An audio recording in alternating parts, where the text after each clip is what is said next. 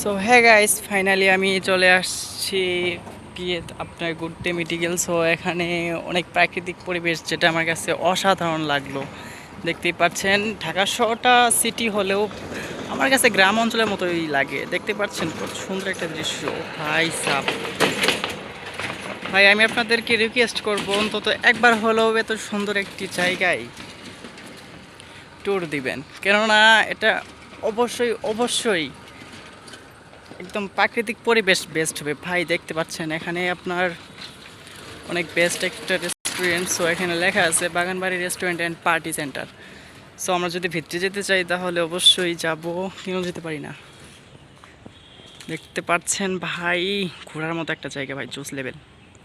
ভাই আমি আপনাদেরকে রিকোয়েস্ট করবো অবশ্যই আসবেন। দেখতে পাচ্ছেন এখানে অনেক কিছু হয়, আপনারা আসবেন আশা করে। প্রাকৃতিক পরিবেশটা অনেক জোস, আসবেন দয়া করে।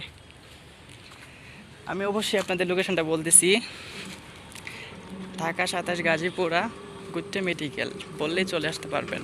প্লাস ওখান থেকে বলবেন যে বাগান বাড়ি। ভাই দেখতে পাচ্ছেন অস্থির একটা মাঠ ভাই, এখানে আপনি যে কোনো কিছু করতে পারেন।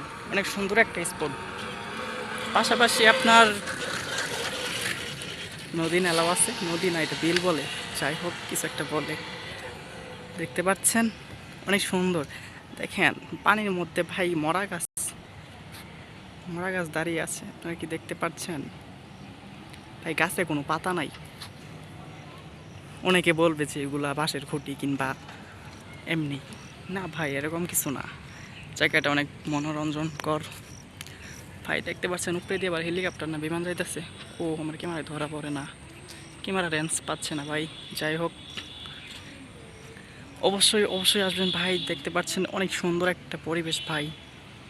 ভাই আমার কাছে তো জোস লাগছে, আপনারা অবশ্যই আসবেন। আসার জন্য সবাইকে রিকোয়েস্ট করা থাকলো ভাই। ঘোরার মতো একটা স্পট ভাই, কি বলবো। আপনি চাইলে এই পানিটা খেয়েও টেস্ট করতে পারেন, একদম বিশুদ্ধ পানি ভাই, জোস।